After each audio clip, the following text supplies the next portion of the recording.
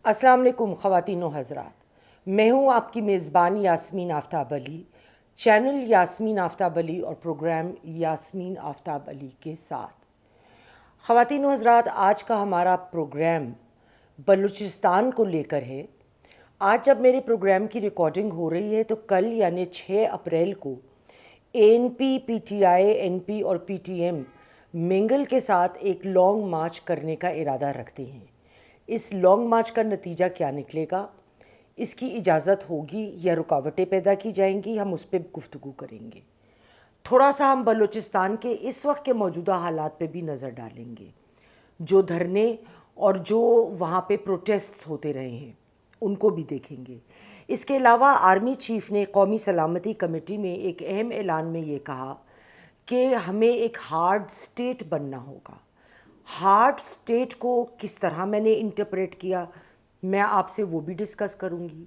और उससे पहले DGISPR ने ये बात करी कि जाफ़र एक्सप्रेस के हाईजैक के बाद रूल्स ऑफ एंगेजमेंट जो हैं वो बदल गए हैं। ये रूल्स ऑफ एंगेजमेंट पहले क्या थे और अब किस तरह बदलने का इरादा रखते हैं, हम उस पर भी थोड़ी गुफ्तगू करेंगे। कुछ ऐसे दो वाक़यात की भी हम बात करेंगे जो इस बात की तस्दीक करते हैं जो हमारी फ़ौज कहती आई है कि अफ़गानिस्तान की सरज़मीन इस्तेमाल होती है, BLA उसको इस्तेमाल करता है पाकिस्तान में पुरतशद्दुद वाक़यात के ख़िलाफ़। आज के अखबार में एक जो हेडलाइन न्यूज़ थी एक अखबार में वो ये थी कि जनरल आसिम मुनीर साहब ने कहा है कि जो लोग हैं जो प्रॉक्सीज़ हैं केओस के, उनको क्रश कर दिया जाएगा। इन तमाम चीज़ों के ऊपर हम आज गुफ्तगू करेंगे। लेकिन इससे पहले कि हम अपने प्रोग्राम की तरफ जाएं, ख़वातीन व हज़रात, आपसे दरख्वास्त है कि चैनल यास्मीन आफ्ताब अली को सब्सक्राइब कीजिए। अगर प्रोग्राम पसंद आए तो लाइक करें, शेयर करें और कमेंट बॉक्स में कमेंट देना बिल्कुल मत भूलिए। कल एक जलसे की हम बात कर रहे हैं कि एक प्रोसेशन होगा जो ANP, PTI, NP, PTM और मिंगल, अख्तर मिंगल साहब का सब वो साथ देगा और ये लोग एक मार्च करेंगे। अब आप लोगों को पता है कि एक धरना कोयटे के इलाके में लपास का जो इलाका था उसमें करा गया, जिसकी तस्वीर मेरे एडिटर आपको दिखा रहे होंगे। इसके शुरका में सरदार अख्तर मिंगल जिनका वहाँ से ताल्लुक़ है खुशदर से, उन्होंने एक लॉन्ग मार्च शुरू किया था जो यकजहती कमेटी के ख़वातीन की गिरफ़्तारी के ख़िलाफ़ था। लेकिन चूँकि जगह जगह रास्ते में रुकावटें पैदा कर दी गई, लिहाजा वो जो अपना प्रोसेशन था वो लेकर कोयटा पहुँच ना पाए। तो सवाल ये है कि जो कल लॉन्ग मार्च का हम सुन रहे हैं, क्या हुकूमत इसको बग़ैर किसी रुकावट के होने देगी? मैं नहीं समझती ऐसा होगा।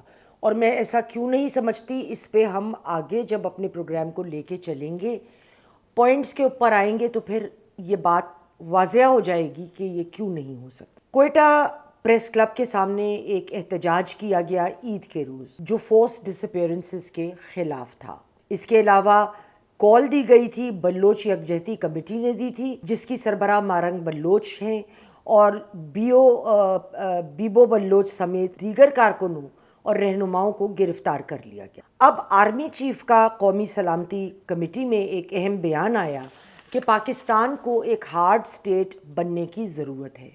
DGISPR का कहना था जाफ़र एक्सप्रेस की हाईजैकिंग के बाद रूल्स ऑफ द गेम बदल गए हैं। पाकिस्तान का इल्ज़ाम है कि इन सब के पीछे अफ़गानिस्तान और इंडिया है। अफ़गानिस्तान की सरज़मीन इस्तेमाल होती है और वहाँ से स्लीपर्स और लोग पाकिस्तान, क्योंकि पोरस बॉर्डर है पाकिस्तान के साथ, तो वो अटैक करते हैं और ट्रेनिंग, हथियार और फंडिंग इंडिया करता है। अब दो वाक़यात ऐसे हैं जिसको लेकर इस बात की तस्दीक होती है कि इस बात में बड़ी हद तक सच्चाई है। ये सच का एक रुख है, दूसरे रुख पे भी हम आएंगे। पहला वाक़या इस साल फरवरी में 2 फरवरी 2025 में काबुल के इलाके मुश्ताक کوہی نام کے ایک بلوچ کا قتل کیا گیا۔ سوال یہ اٹھتا ہے کہ مشتاق کوہی 1000 میل دور کابل میں کر کیا رہے تھے؟ پھر دوسرا واقعہ 25 دسمبر 2018 قندھار میں بی ایل اے کے ایک خودکش دھماکے میں بی ایل اے کے نمایاں کمانڈر اسلم بلوچ اور 6 ساتھیوں کی ہلاکت ہوئی، جس سے اس بات کی تصدیق ہوتی ہے کہ بی ایل اے افغانستان سے پاکستان پہ پرتشدد حملے کرنے میں بالکل ملوث ہے۔ ہارڈ اسٹیٹ سے کیا حکومت کی اور فوج کی جو اپروچ ہے یا معنی ہے وہ یہ ہے کہ ملٹری آپریشنز زیادہ سخت اور زیادہ تواتر سے ہوں گے۔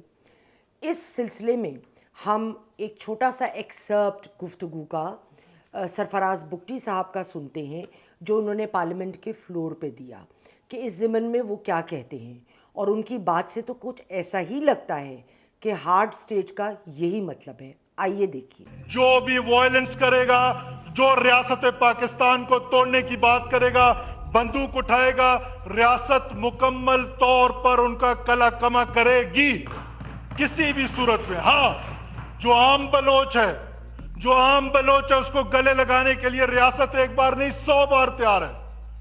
میں یہ کہہ رہا ہوں کہ 1 انچ ٹیریٹری ہولڈ کرنے کی طاقت بی ایل اے یا یہ جتنی بھی دہشت گرد تنظیمیں ان کے اندر نہیں ہے۔ They cannot hold an inch of our land for not more than 4-5 hours.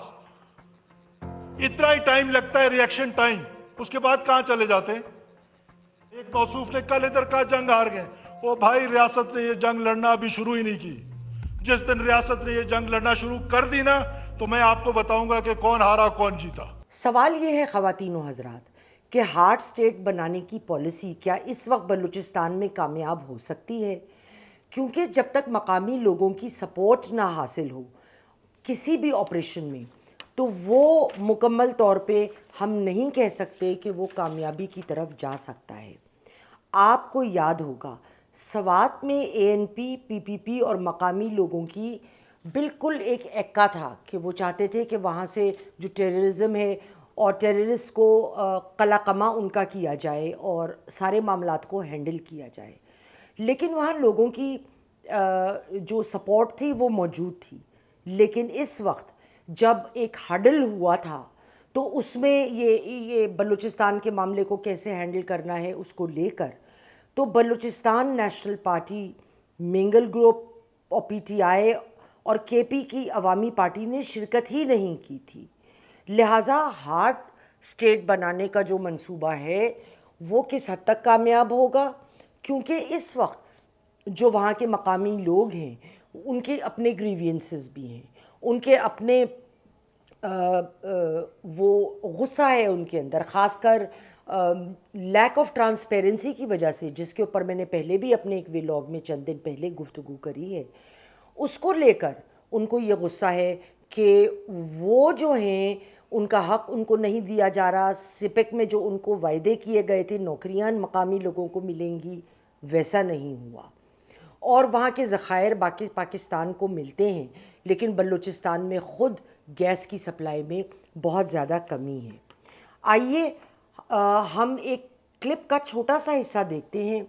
Be B C نے بہت سارے لوگوں کی رائے لی تھی بلوچستان میں کہ وہاں مختلف آراء تھیں کہ کوئی لوگ بلوچستان کی جو لوگوں کی خفگی ہے اس کو سپورٹ کر رہے تھے، کوئی لوگ نہیں کر رہے تھے، لیکن ایک رائے جو میں سچ کا ایک حصے کی بات کر رہی تھی، یہ سچ کا دوسرا رخ ہے۔ آئیے دیکھیے۔ ہر شہری کو اپنی بنیادی حقوق مل جائے تو کیا کوئی ایسا پاگل ہوگا کہ وہ وائلیشن کا یا تشدد کا راستہ اپنائے گا؟ خواتین و حضرات، یہ سچ کا دوسرا رخ تھا کہ جب آپ لوگوں کی گریوینسز کو بڑھنے دیتے ہیں، ان کو ایڈریس نہیں کرتے، اگر لوگوں کو اٹھایا بھی جاتا ہے اور صحیح اٹھایا گیا ہے تو ان کے گھر والوں کو، ان کے لواحقین کو اطلاع دینی ضروری ہے۔ اکثر لوگوں کو پتہ نہیں ہوتا کہ ہمارے گھر والوں کو کیوں اٹھایا گیا، ان کے علم میں بھی نہیں ہوگا کہ ان کے گھر والے کسی غلط کام میں ملوث ہیں۔ بعض اوقات شک کی بنیاد پہ بھی اٹھایا جاتا ہے، لیکن پھر ایسے لوگوں کو کچھ معینہ مدت کے بعد چھوڑ بھی دیا جاتا ہے، چھوڑ دیا جانا چاہیے۔ جب لیک آف ٹرانسپیرنسی ہوگی تو اس کو لے کر لوگوں کے دلوں میں نفرت اور غصہ ضرور پیدا ہوگا، اس میں تو کوئی دو رائے نہیں ہو سکتی۔ تو لہٰذا جب عاصم منیر صاحب یہ کہتے ہیں کہ ہم کرش کریں گے جو پراکسیز آف کیوس ہیں، ادھر ایک بڑا دلچسپ سوال یہ بھی اٹھتا ہے کہ پراکسیز آف کیوس کیا ہم صرف جو بی ایل اے کے ریپرزنٹیٹیوز ہیں یا جو ایسی ٹیررسٹ آرگنائزیشنز جو پاکستان کو ڈی اسٹیبلائز کرنے میں اور بلوچستان کے لوگوں کے اندر ان کو اسٹیٹ کے خلاف غصہ دلانے میں اور ان کے خلاف استعمال کرنے کے لیے استعمال کر رہی ہیں، کیا صرف ان کو ایڈریس کرنا مقصد ہے، یا اشارہ پی ٹی آئی جیسی جماعت کی جانب بھی ہے یا پی ٹی ایم کی جانب ہے؟ کہ اور پی ٹی ایم پہ انشاءاللہ میں آنے والے دنوں میں ایک پروگرام اور کروں گی اور ہم اس پہ تو تفصیل سے بات کریں گے، لیکن جیسے پی ٹی آئی ابھی تک انفارچونیٹلی ہر وہ کام کرتی رہی ہے جو پاکستان کے انٹرسٹ کے اگینسٹ ہو۔ پچھلے دنوں علی امین گنڈا پور اور بیرسٹر سیف نے عمران خان صاحب سے ملاقات کی اور عمران صاحب نے یہ خواہش ظاہر کی کہ اسٹیبلشمنٹ جو ہے وہ ان کے ساتھ دوبارہ ری انگیجمنٹ کی جائے، لیکن جب آپ ایک طرف ری انگیجمنٹ کی بات کرتے ہیں اور دوبارہ اسٹیٹ کے خلاف مارچ کرنے پہ آتے ہیں تو پھر عمل کو دیکھا جائے گا، زبان کو دیکھا نہیں جاتا۔ تو کیا ایسی پارٹی یا ایسے جو پلیئرز ہیں وہ لوگ بھی جو پراکسیز آف کیوس ہیں ان میں کنسیڈر کیا جائے گا ان کو؟ اس سوال کا جواب تو فوج دے سکتی ہے یا عاصم منیر صاحب دے سکتے ہیں، لیکن میرے خیال میں ان کو کنسیڈر کیا جائے گا۔ اب جو اس وقت مسئلہ ہے وہ یہی آتا ہے کہ جو رولز آف گیم ہے جس کی D G I S P R نے بات کی، ہم اس پہ اب آتے ہیں کہ وہ کیا ہیں۔ رولز آف گیم پہلے کیا تھے؟ ہم لوگ تو ملٹری آپریشنز کرتے رہے ہیں، ہم کوئی کائنیٹک سٹیپس نہیں لیتے رہے۔ تو وقت اور تاریخ بتاتی ہے کہ خالی ملٹری آپریشن سے مسئلے حل نہیں ہوتے، مسئلے حل ہوئے ہی نہیں، لیکن ہمیں کائنیٹک میجرز بھی لینے چاہیے۔ صرف پولیٹیکل انجینئرنگ اور ملٹری آپریشنز کو ریپیٹ کرنے سے مسئلہ، لوگوں کا جو غصہ ہے وہ ایک علیحدہ چیز ہے جس کا بگٹی صاحب نے بھی کہا کہ ہم ان کو گلے لگانے کو تیار ہیں، لیکن سوال یہ ہے کہ کیا کبھی سنجیدہ لیول پر بیٹھ کر جو جینوائن گریوینسز ہیں لوگوں کی اس پہ گفتگو ہوئی ہے؟ ایسی چیز مجھے نظر نہیں آتی۔ کبھی اس طرف سے بریک ڈاؤن ہو جاتی ہے گفتگو، کبھی اس طرف سے بریک ڈاؤن ہو جاتی ہے گفتگو۔ لہٰذا ایک طرف تو ملٹری آپس ہو گئے، لیکن دوسری جانب بے انتہا ضروری ہے کہ جو عوام ہے وہ آرمی کو سپورٹ کرے کسی بھی ملٹری آپریشن میں، اور یہ تبھی ممکن ہوگا جب ان کی جائز گریوینسز کو ایک کھلے دل سے نہ صرف سنا جائے گا بلکہ اس کے اوپر اگر کوئی وعدہ کیا جاتا ہے تو اس پہ عمل بھی کیا جائے۔